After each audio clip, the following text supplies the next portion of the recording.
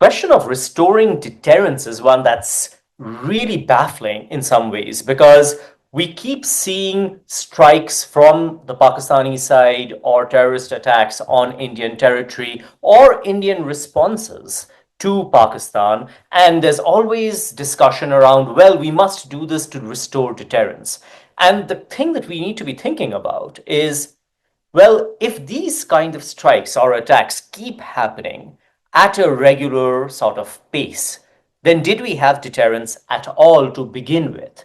And if you're using the same tactics and the same strategies to try and deter or restore deterrence, as people are saying, then perhaps there's something wrong with the method in which you are attempting to do that.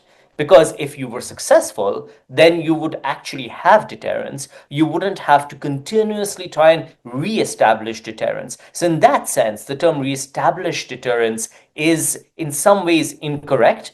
It's a misnomer, if you will.